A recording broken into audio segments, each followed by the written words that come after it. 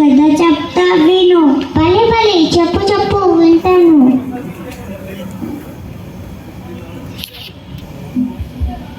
అన్నా, ఈ బండి స్టార్ట్ అవ్వడం లేదు, చూస్తావా? పెట్రోల్ లేదేమమ్మా.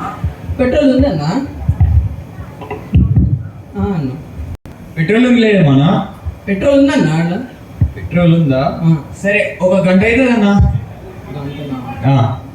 పర్లేదన్నా, నేను ఇక్కడ కూర్చుంటాను. సరే, చీర కొంచెం పక్కకేసుకొని వచ్చానా. అమ్మో, గంట ఉంటే నా పాకాన్ని లేపేస్తాడేమో. ఇదా అన్న? సరే తే. అన్నా అన్న ఇది కూడా కాదు కానీ పెద్ద స్టూడియో ఉంటుంది, అది తీసుకురా. ఇగో అన్న. ఇది కానీ పెద్ద పెద్ద సరే ఇంకా నేను చేస్తా. అక్కడ కటింగ్ ప్లేయర్ ఇచ్చేసి రైట్. ఇప్పుడు అయిపోద్ది పని, గంటలు అయిపోద్ది.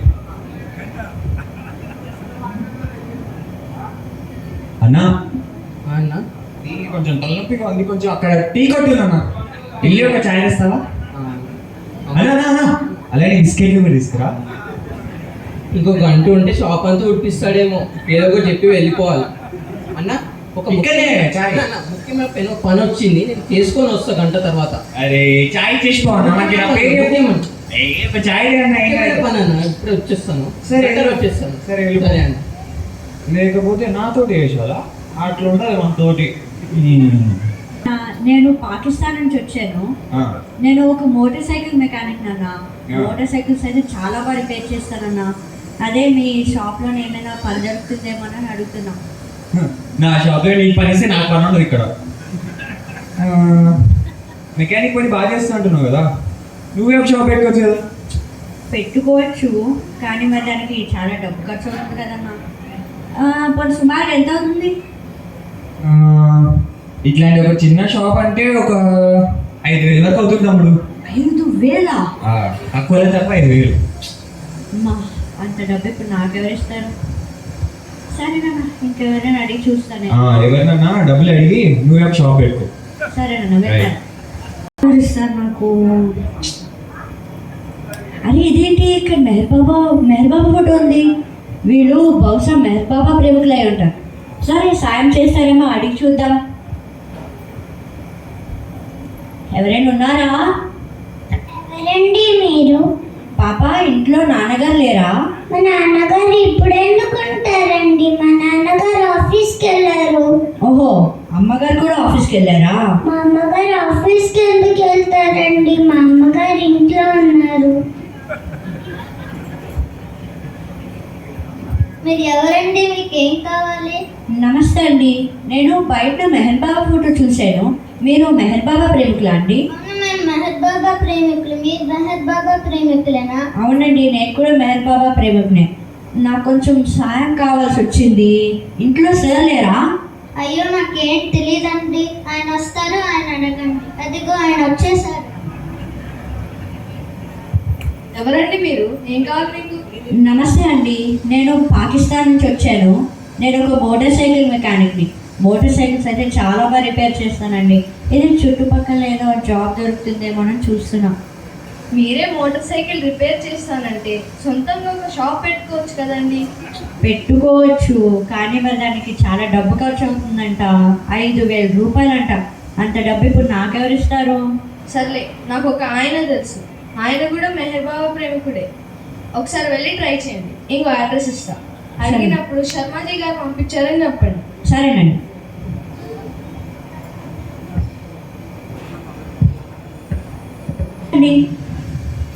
నమస్కారం అండి, ఎవరు మీరు? నేను పాకిస్తాన్ నుంచి వచ్చాను. మీకు షర్మీజీ గారు తెలుసా అండి? షర్మీజీయా? బాబా ప్రేమికుడు షర్మీజీ గురించేనా? అదేనండి. ఓహో, మీరు కూడా బాబా ప్రేమికుడా? అవునండి, నేను కూడా బాబా ప్రేమికునే. నేను మెహర్ బాబా గురించి పాకిస్తాన్లో తెలుసుకున్నానండి. ఓకే. అంటే నేను ఒక మోటార్ సైకిల్ మెకానిక్ని. మోటార్ సైకిల్స్ అయితే చాలా బాగా రిపేర్ చేస్తానండి. అదే ఒక జాబ్ కోసం వెతుకుతున్నానండి. సొంతగా ఒక షాప్ పెట్టుకుందాం అనుకుంటున్నాను. షాప్ పెట్టుకోవడానికి నాన్నమంది ఎందుకండి, వెళ్ళి పెట్టుకోండి. పెట్టుకుందాం అనుకున్నానండి, కానీ మరి దానికి డబ్బులు కావాలి. అందుకే మీ దగ్గరికి ఇలా వచ్చాను. డబ్బులు కావాలా? మళ్ళీ ఎంత అవుతుందండి? ఒక 5,000 రూపాయలు అవుతుందండి. 5,000 రూపాయలా? మరి ఏదైనా చిన్న జాబ్ చేసుకోండి, తర్వాత పెట్టుకోవచ్చు కదా. అడిగానండి, ఎవరు కానీ పని ఇవ్వలేదు నాకు. అవునా? మరి ఎప్పటి వరకు తిరిగిస్తారండి 5,000 రూపాయలు? ఆ, ఎప్పటి వరకు తిరిగిస్తానంటే ఎంత త్వరగా అంటే అంత త్వరగా ఇచ్చేస్తానండి మీకు. అవునా? ఎప్పటి వరకు కావాలి మరి? మీరు ఎంత త్వరగా ఇస్తే అంత త్వరగా పెట్టుకుంటాను. అసలు జాబ్ లేక ఎన్నో కష్టాల్లో ఉన్నాను. అవునా? సరే ఆగండి, చూస్తాను. 5,000 రూపాయలు అంటే ఉండాలి కదా, చూసి చెప్తా, ఆగండి. సరేనండి.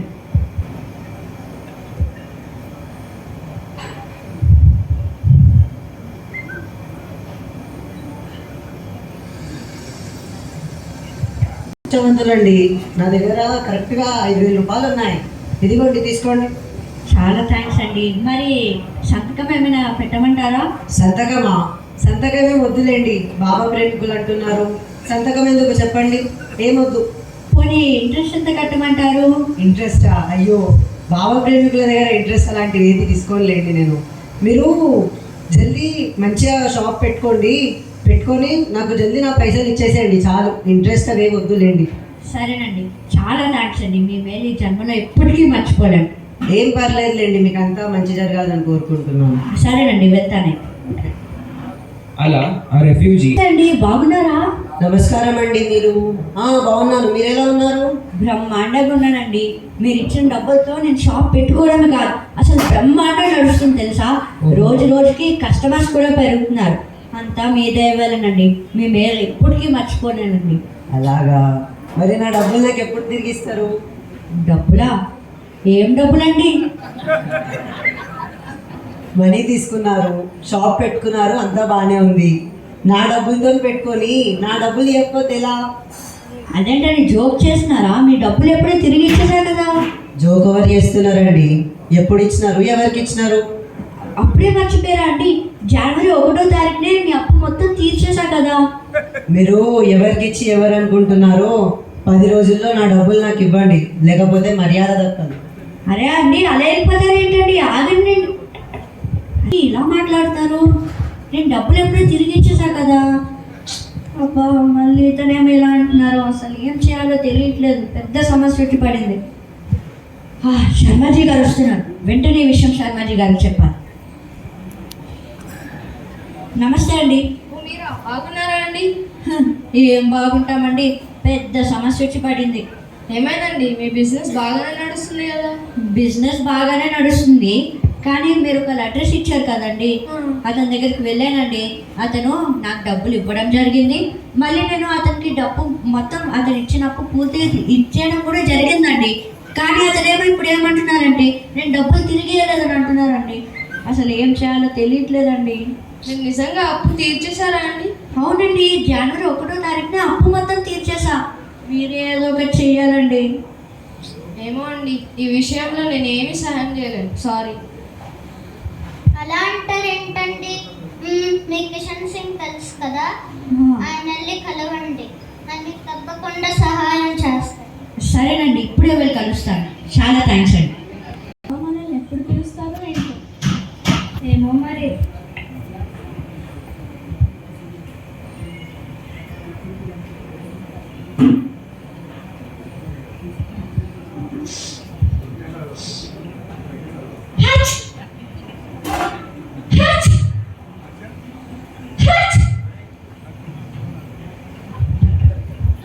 ఈ బాలమాసి మళ్ళీ తుమ్ముతుంది. ఈమె తుమ్ముతుంటే నాకు కోపం వస్తుంది. నస్యం పీల్చడం ఎందుకు, తుమ్మడం ఎందుకు? తుమ్మితే తుమ్మింది, అలా పక్కకు వెళ్ళి తుమ్మచ్చు కదా. అలా అందరి ముందు గట్టిగా తుమ్ముతుంది. ఒక కమ్యూనిటీ మధ్యలో ఉన్నప్పుడు మేనర్స్ ఉండాలి, బిహేవియర్ రావాలి. అవి ఏం లేకుండా ఈమె గట్టిగా తుమ్ముతుంటే నాకు కోపం వస్తుంది గోహర్.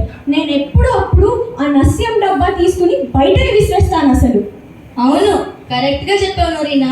ఈ భానుమాసి తుమ్ములు అందరినీ డిస్టర్బ్ చేస్తున్నాయి. మొన్న బాబా మంచి విషయాలు చెప్తుండగా గట్టిగా తుమ్మింది. దానివల్ల అక్కడ ఉన్న పిల్లలందరూ నవ్వుతూ ఉన్నారు. అక్కడ ఉన్న పెద్దవాళ్ళకు కూడా చాలా కోపం వచ్చింది. దీని గురించి మనం ఏదో ఒకటి చేయాలి గోహర్. అవును నూరీనా.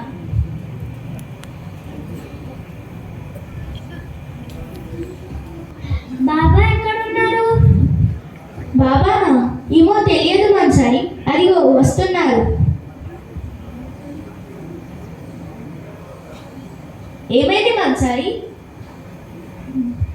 బాబా ఈ నొరి నన్ను పంపించేయండి బాబా. ఎందుకు, ఏమైంది మాన్సారి? చాలా కోపంగా కనిపిస్తున్నావు. ఏమని చెప్పాలి బాబా, మీరు నన్ను మెహర్ బాబా జనరల్ గుజరాతీలో ట్రాన్స్లేట్ చేయమన్నారు కదా, అదే పని చేస్తుంటే ఈ నొరి నా పెంపుడు కోతి లక్కీ వచ్చి నా పెన్, ఇంక్ బాటిల్, ఇంకా నా పేపర్స్ అన్నీ తీసుకొని వెళ్ళిపోయింది బాబా. మాన్సారి, నీకు కోపం చాలా త్వరగా వస్తుంది, అది మంచిది కాదు. ఇదంతా నీ లోవర్ సెల్ఫ్. నీ కోపం, బాధ అంతా ఎలిజబెత్, నొరీనా మరియు లక్కీలపై వేస్తున్నావు. కానీ నువ్వు నీ లోవర్ సెల్ఫ్ని దాటి ఉంటే, నువ్వు దానిని ప్రశాంతంగా తీసుకొని ఉంటే నిన్ను ఏదీ బాధించదు. నువ్వు ప్రయత్నిస్తే దేన్నైనా పొందగలవు. సరే బాబా, నేను తప్పక ప్రయత్నిస్తాను.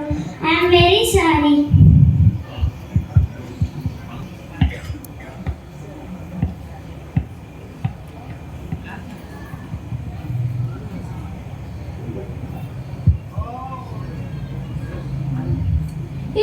నాకు బాబా నష్యం డబ్బా ఇచ్చారు. నాకు చాలా సంతోషంగా ఉంది. Thank you Baba, thank you very much.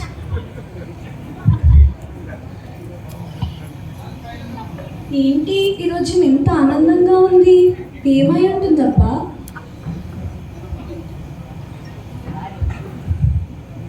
నొరీనా, నొరీనా, ఏంటి గుహే, ఏమైంది? నీకు విషయం తెలుసా? బాబా భానుమాసికి ఒక నశ్యం డబ్బా గిఫ్ట్గా ఇచ్చారంట. ఏంటి, అవునా? అందుకేనా భానుమాసి మొహం అలా వెలిగిపోతోంది? బాబా ఎందుకు అలా చేశారంటావు గుహే? అంటే ఏంటి, నస్యం పీల్చడానికి బాబా తన అనుమతి మనకి ఇచ్చారా? మనం కూడా నస్యం పీల్చుకోవచ్చా? అసలు బాబా ఎందుకు అలా చేశారు? ఏంటి నరీనా, గోహర్ దేని గురించో మాట్లాడుతున్నట్టున్నారు? నీకు తెలుసా మెహరా, బాబా భానుమాసికి నస్యం డబ్బా ఇచ్చారంట. బాబా ఎందుకు అలా చేశారు? అంటే నస్యం పీల్చడానికి బాబా తన అనుమతి అందరికీ ఇచ్చారా? మనం కూడా నస్యం పీల్చుకోవచ్చా? లేదు లేదు, మీరు తప్పుగా అర్థం చేసుకున్నారు. మీరు గమనించారో లేదో, బాబా ఎప్పుడైనా ఏదైనా కూడా ఎంతో ప్రేమతో చేస్తారు. భానుమాసికి కూడా ఆ నస్యం డబ్బా ఎంతో ప్రేమతో ఇచ్చారు. నస్యం డబ్బా ఇచ్చినంత మాత్రాన బాబా నస్యం పీల్చడాన్ని ఆమోదించినట్టో, అందరినీ నస్యం పీల్చమన్నట్టో కాదు. ఇది మనందరికీ ఒక గుణపాఠం నేర్పడానికి చేసిన పని. గుణపాఠమా? ఏం గుణపాఠం మెహరా? ఒక సమాజంలో నివసిస్తున్నప్పుడు పరిస్థితులకు అనుగుణంగా నడుచుకుంటూ సర్దుకోవాలని బాబా ఎప్పుడూ చెప్తూ ఉంటారు. కొంతమందికి ఉన్న సుదీర్ఘకాలపు అలవాట్లు మనకి ఇబ్బంది కలిగించినప్పటికీ మనం సర్దుబాటు చేసుకుని ఉండాలి అని చూపించడానికి చేసిన పని ఇది. ఇప్పుడు ఉదాహరణకి తెంపులు, గురక లేదా తుమ్ములు, దగ్గు లాంటి కొన్ని అలవాట్లు మనకి అభ్యంతరకరమైనప్పటికీ మనం సర్దుబాటు చేసుకుని మసలుకోవాలి. ఇప్పుడు నీ కోతి, అదే లక్కీ ఉంది కదా, అది ఎంతమందికి ఇబ్బంది కలిగించింది, కానీ అందరం సర్దుకుంది. అలాగే నీకు భానుమాసి తుమ్ములు ఇబ్బందిగా ఉన్నా సర్దుకుపోవాలి. అవును మెహరా, లక్కీ చాలామందికి ఎన్నో ఇబ్బందులు కలిగించింది. నా కళ్ళు తెరిపించావు మెహరా, నా తప్పు తెలుసుకున్నాను. ఇంకెప్పుడు నేను భానుమాసి మీద కోపం తెచ్చుకోను. అవును, ఇప్పుడు నాకు బాగా అర్థమైంది. ఇదంతా కమ్యూనిటీ లివింగ్ గురించి బాబా చెప్పిన ఒక మంచి లెసన్. పదండి, భానుమాసికి ఆ డబ్బా ఇచ్చినప్పుడు బాబా ఏం చెప్పారో తెలుసుకుందాం. అవునవును. ఒక విషయం చెప్పాలి, నాకు తెలిసిన ఇద్దరు స్నేహితులు గొడవ పడుతున్నారు. ఒకడేమో అప్పు ఇచ్చి తిరిగి ఇచ్చానంటున్నాడు, ఇంకోడేమో అప్పు ఇచ్చి తిరిగి ఇవ్వలేదని అంటున్నారు. సరే, వాళ్ళిద్దరిని నా దగ్గరికి తీసుకొని రా అని అంటున్నారు బాబా. సరే బాబా, ఇప్పుడే తీసుకొస్తాం, వాళ్ళు బయటనే ఉన్నారు.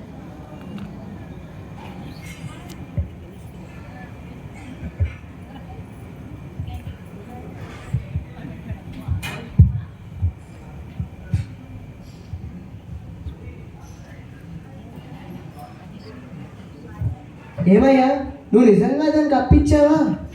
నిజంగా బాబా, అతనికి నేను 5,000 రూపాయలు అప్పుగా ఇచ్చాను. నువ్వు అతనికి అప్పించినప్పుడు పత్రం లాంటిది ఏమైనా తీసుకున్నావా? లేదు బాబా, అతను కూడా బాబా ప్రేమికుడు అని తెలిసి పత్రం ఏముంది అని చెప్పి తీసుకోలేదు బాబా. మరి నీ సంగతి ఏంటయ్యా? అప్పు తీసుకున్నప్పుడు తిరిగి ఇచ్చేయాలని తెలియదా అని అంటున్నారు బాబా.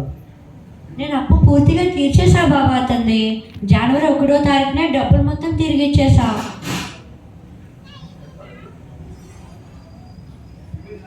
నువ్వైనా అప్పు తీర్చినప్పుడు రిసిప్ట్ లాంటిది ఏమైనా తీసుకున్నావా?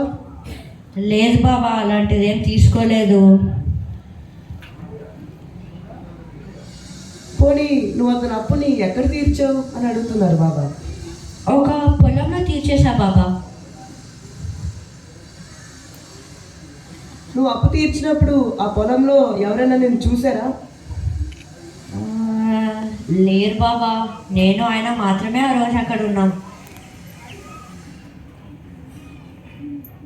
చుట్టుపక్కల ఎవరు నేను చూడలేదా అని అడుగుతున్నారు. లేదు బాబా, ఎవ్వరు లేరు. అతను డబ్బు ఇచ్చినప్పుడు ఎండగా ఉందని ఒక మర్రి చెట్టు కిందన లెక్క పెట్టుకున్నాడు. మరి ఇంకేం, సాక్ష్యం చెప్పడానికి మర్రి చెట్టు ఉందిగా. ఏంటి బాబా, సాక్ష్యం చెప్పడానికి మర్రి చెట్టు ఉందా? అదెలా సాక్ష్యం చెప్తుంది బాబా?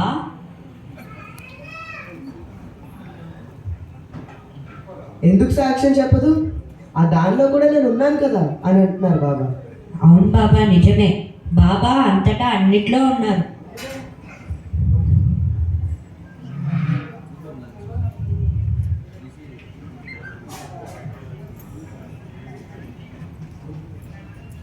మరి ఆ నమ్మకమే నీకు ఒకవేళ నిజంగా ఉంటే మర్రి చెట్టు దగ్గరకు వెళ్ళు, సాక్ష్యం చెప్పడానికి రమ్మను. నువ్వు వెళ్ళి అడిగిన వెంటనే అది రాదు. 1000 సార్లు బ్రతిమలాడి దండాలు పెట్టి సాక్ష్యం చెప్పడానికి తీసుకొని రా. సరే, నువ్వు వెళ్ళు. సరే బాబా, ఇప్పుడే వెళ్తాం. విధేయత పాటించిన వ్యక్తి యొక్క బాధ్యత అతని గురువుపై పడుతుంది.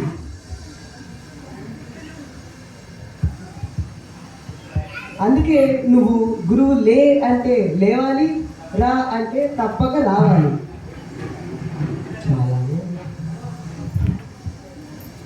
ఏమయ్యా, ఆ మర్రి చెట్టు దగ్గరికి వెళ్ళిన వ్యక్తి ఇంకా రాలేదా అని అడుగుతున్నారు. ఎక్కడ బాబా, మర్రి చెట్టు ఎంతో దూరం ఉంది. అదే కాకుండా మీరు ఆ మర్రి చెట్టుని 1000 సార్లు రమ్మని అడుగుమని చెప్తున్నారు. ఇప్పట్లో ఎప్పుడు వస్తాడు బాబా తను? ఎందుకని సమయం పడుతుంది? మర్రి చెట్టు ఎంతో దూరం బాబా, రాలేడు ఇప్పట్లో. చెట్ట? ఏ చెట్టు? అదే బాబా, నాకు తను డబ్బులు ఇచ్చాడు కదా, ఆ చెట్టు బాబా. అంటే అతన్ని అప్పుని ఎప్పుడో తీర్చేశారు. నువ్వే ఇంకా డబ్బులు తీసుకుందామని అతని దగ్గర అబద్ధం చెప్పాడు. నన్ను క్షమించు బాబా, అతని దగ్గర వ్యాపారం చాలా బాగా నడుస్తుందని నేను డబ్బులు తీసుకుందాం అనుకున్నాను.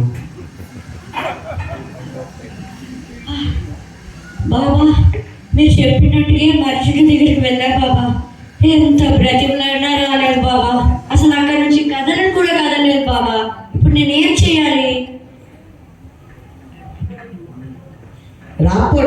రాకపోవడం ఏంటి? చెట్టు వచ్చి సాక్ష్యం కూడా చెప్పేసింది. ఏం బాబా, చెట్టు వచ్చి సాక్ష్యం చెప్పేసిందా? అదేలా సాధ్యం అవుతుంది బాబా? అవును, వచ్చింది. కావాలంటే నీకు అప్పించిన వ్యక్తిని అడుగు. నన్ను క్షమించండి, మీ దగ్గర మంచిగా ధనం వస్తుందని చెప్పి నేను అలా డబ్బుకు ఆశించి అలా చెప్పాను. నన్ను క్షమించండి.